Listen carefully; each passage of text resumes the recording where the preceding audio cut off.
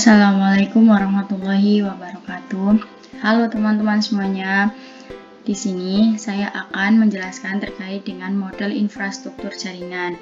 Sebelumnya, teman-teman, nama saya Rahma Fatihah Tauhid dengan NIM 210512140003 dari kelas Sistem Informasi 2021A Universitas Negeri Surabaya. Di video kali ini dibuat untuk memenuhi tugas mata kuliah jaringan komputer dari Bapak Agus Prihanto selaku dosen pengampu dari mata kuliah tersebut. Oke, selanjutnya teman-teman kita akan masuk ke materi model infrastruktur jaringan. Pengertian jaringan komputernya. Secara umum, pengertian jaringan komputer atau computer network adalah jaringan telekomunikasi yang memungkinkan terjadinya komunikasi antar komputer untuk saling bertukar data. Jaringan komputer himpunan atau interkoneksi sejumlah komputer yang disebut dengan autonomous atau otonom atau mandiri. Jaringan komputer ini memiliki peran untuk mengatur data dan informasi pada setiap bagian dari jaringan itu sendiri, yaitu dengan meminta atau request dan memberikan layanan atau servis. Berikut ini adalah perbedaan antara jaringan terpusat dengan jaringan terdistribusi. Jikalau jaringan terpusat memiliki satu server dan banyak user, di mana ketika satu server tersebut mati, maka server user yang lainnya juga akan ikut mati. Namun berbeda halnya dengan jaringan terdistribusi.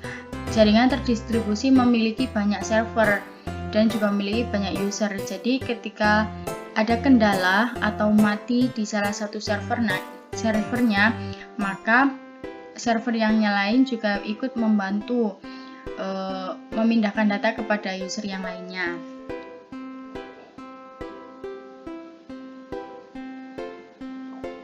Kemudian ada manfaat jaringan komputer. Manfaat jaringan komputer ada banyak. Yang pertama yaitu dapat sharing resource atau data program peripheral komputer. Yang kedua ada media komunikasi efektif dan multimedia. Dan yang ketiga memungkinkan manajemen sumber daya lebih efisien. Yang keempat memungkinkan penyampaian lebih terpadu. Yang kelima memungkinkan kelompok kerja berkomunikasi lebih efisien. Yang keenam dapat menjaga keamanan data lebih terjamin atau hak akses. Yang ketujuh menghemat biaya pengembangan dan pemeliharaan. Dan yang terakhir yaitu membantu mempertahankan informasi agar tetap handal dan up to date. Kemudian yang selanjutnya yaitu ada pengertian infrastruktur jaringan. Infrastruktur jaringan adalah sebuah kumpulan sistem komputer yang saling berhubungan, dihubungkan oleh berbagai macam bagian dari sebuah arsitektur telekomunikasi. Secara khusus, infrastruktur ini mengacu pada organisasi dan berbagai bagian konfigurasi dari jaringan komputer individu sampai pada router, kabel, wireless, access point, switch, backbone, network protokol, dan network access methodologies. Kemudian ada jenis infrastruktur jaringan komputer. Yang pertama ada infrastruktur jaringan fisik, di mana infrastruktur jaringan fisik ini sesuai dengan namanya, yaitu berhubungan dengan fisik suatu jaringan komputer, yang mana yang berhubungan dengan masalah perkabelan jaringan dan komponennya atau piranti jaringannya seperti router yang memungkinkan komunikasi antar jaringan lokal yang berbeda segmen. Yang kedua ada switch, bridge yang memungkinkan host terhubung ke dalam jaringan.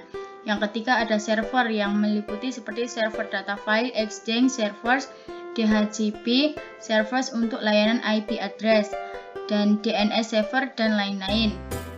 Kemudian yang keempat ada infrastruktur fisik, bisa termasuk di dalamnya teknologi Ethernet dan standar wireless 802.11a/BGN, jaringan telepon umum atau PSTN, Agronus transfer model atau ATM, dan semua metode komunikasi dan jaringan fisiknya. Dan jenis yang kedua yaitu infrastruktur logikal, di mana infrastruktur logikal ini merupakan suatu jaringan komputer yang bisa terdiri dari banyak elemen-elemen software yang menghubungkan, mengatur, dan mengamankan host pada jaringan. Di mana komponen dari infrastruktur logikal ini ada Domain Name System atau DNS, yang merupakan sistem untuk memberi resolusi nama dari permintaan resolusi name dari clients. Yang kedua ada Directory Service, yang merupakan layanan directory untuk mengautentikasi dan otorisasi user untuk masuk dan menggunakan resource jaringan. Dan yang ketiga ada protokol-protokol jaringan seperti protokol TCP/IP, protokol jaringan yang sangat populer dan paling banyak diminati, dipakai sebagai protokol jaringan dari berbagai platform jaringan, baik berplatform Windows, Linux, Unix, dan lain sebagainya. Berikut ini adalah pembagian jaringan berdasarkan cakupan atau cakupan geografis. Yang pertama ada PAN, Personal Area Network, di mana jaringan ini merupakan jaringan yang terhubung ke dalam perangkat pribadi seperti Bluetooth. Yang kedua ada jaringan LAN, yaitu Local Area Network, di mana jaringan ini terhubung dalam skala kecil saja seperti lab komputer. Yang ketiga ada MAN, Metropolitan Area Network, yaitu jaringan yang terhubung antar kota atau wilayah. Contohnya adalah jaringan yang terhubung antara kota A dengan kota B. Kemudian ada WAN, Wide Area Network, yaitu jaringan yang terhubung ke seluruh dunia atau yang disebut dengan internet. Berikut ini adalah gambaran dari Personal Area Network, Local Area Network, Metropolitan Area Network, dan Wide Area Network. Kemudian pembagian jaringan berdasarkan aksesnya yang ada dua, yaitu intranet dan internet, di mana jaringan intranet merupakan jaringan yang hanya diakses untuk kalangan internal saja, seperti jaringan yang ada dalam suatu perusahaan atau suatu organisasi. Kemudian ada jaringan internet, di mana jaringan yang bisa diakses oleh publik. Kemudian pembagian jaringan berdasarkan cara membangunnya, yaitu ada dua, ad hoc dan kemudian ada infrastruktur. Ad hoc merupakan jaringan yang bersifat temporari, di mana jaringan ini tidak ada infrastruktur yang disiapkan sebelumnya. Dan yang kedua yaitu infrastruktur, jaringan yang infrastrukturnya sudah dipersiapkan. Contohnya yaitu laboratorium dan access point. Dan yang ketiga pembagian jaringan berdasarkan penggunaan kabel, ada jaringan berkabel atau yang disebut dengan wide network, dan ada jaringan nirkabel atau disebut dengan wireless network. Berikut ini adalah beberapa jenis topologi. Ada yang pertama topologi bus, di mana karakteristik dari topologi bus yaitu biaya yang murah dalam instalasinya karena membutuhkan beberapa perangkat. Node yang dihubungkan merupakan secara serial pada kabel dan ujung kabelnya ditutup dengan terminator, dan apabila jika salah satu perangkat rusak maka seluruh perangkat dapat terjadi down sehingga semua user tidak bisa berkomunikasi dalam jaringan tersebut. Kelebihannya itu sistem topologi yang sangat sederhana, biaya yang lebih murah daripada topologi jaringan lainnya, dan membutuhkan kabel yang sedikit. Sedangkan kekurangannya yaitu tidak cocok untuk penggunaan pada traffic yang padat, sulit dalam melakukan maintenance, dan koneksi lebih lambat daripada topologi yang lain. Yang kedua ada topologi star, di mana karakteristik topologi star ini merupakan semakin banyak perangkat user di topologi yang terhubung dalam suatu hub, maka kinerja jaringannya akan semakin menurun. Dan jika salah satu perangkat user rusak, maka jaringan masih bisa berjalan dengan baik. Kemudian kabel UTP-nya sebagai media transmisi. Dan kelebihan dari topologi star ini yaitu mudah dalam pengembangan suatu jaringan dan minim trouble. Jika ada user yang trouble, tidak akan pengaruh kinerja jaringannya. Kekurangannya yaitu topologinya hanya memiliki satu tumpuan, yaitu perangkat hub. Jika hub mengalami trouble, maka akan berpengaruh kepada semua perangkat user yang ada dalam topologi star. Yang kedua ada biaya yang relatif mahal, karena membutuhkan banyak kabel yang dihubungkan dengan hub ke perangkat user. Dan yang terakhir ada jumlah port yang terbatas pada hub. Ada topologi ring. Karakteristik dari topologi ring yaitu titik-titik dihubungkan secara serial di sepanjang kabel dengan bentuk jaringan menyerupai cincin. Tipe kabel yang biasa digunakan yaitu tipe kabel UTP, dan trouble yang dihadapi mirip dengan topologi bus, yaitu apabila satu titik rusak maka seluruh titik tidak akan dapat berkomunikasi dalam jaringan itu. Kelebihannya yaitu waktu lebih optimal dalam mengakses suatu data. Datanya mengalir dalam satu arah sehingga minimnya terjadi collision. Yang ketiga, kualitas aliran data lebih cepat karena dapat melayani data secara fleksibel.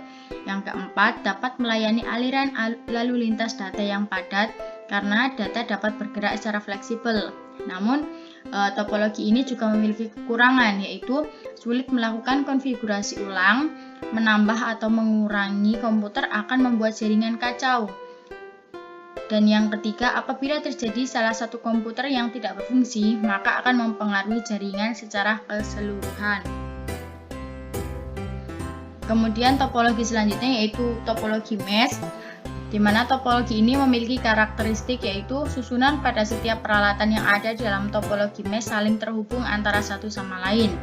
Jika peralatan banyak, akan sangat sulit untuk melakukan maintenance pada topologi ini. Kelebihannya yaitu memiliki backup jalur dan troubleshoot yang mudah. Kemudian kekurangannya yaitu memerlukan biaya yang mahal dan instalasi serta maintenance topologi ini yang sulit apabila terjadi kerusakan. Topologi selanjutnya yaitu topologi tree. Karakteristik dari topologi tree yaitu gabungan dari beberapa topologi star yang dihubungkan dengan topologi bus. Topologi tree merupakan topologi jaringan yang kompleks karena topologi tree biasanya digunakan untuk sistem jaringan utama. Kelebihan dari topologi ini yaitu mudah untuk troubleshooting pada topologi tree. Yang kedua, mudah melakukan retopologi. Kekurangannya, yang pertama memerlukan banyak kabel, yang kedua sering terjadi collision dan lambat, dan yang ketiga jika terjadi gangguan pada jaringan pusat maka jaringan di bawahnya akan ikut terganggu. Topologi yang terakhir yaitu topologi hybrid. Karakteristik dari topologi hybrid yaitu topologinya terlihat rumit karena merupakan gabungan dari topologi jaringan yang berbeda jenis. Contohnya adalah gabungan dari topologi tree, star, dan mesh. Kelebihan dari topologi hybrid ini yaitu dapat digunakan di lingkungan yang digunakan, dan jika salah satu titik mengalami gangguan maka tidak akan mempengaruhi kinerja titik yang lain. Kecepatan transfer datanya juga lebih cepat. Dan adapun kekurangan dari topologi ini yaitu memerlukan biaya yang cukup mahal, proses pengolahan yang cukup rumit, serta instalasi dan konfigurasinya juga rumit. Mungkin itu saja presentasi yang dapat saya sampaikan, kurang dan lebihnya saya mohon maaf.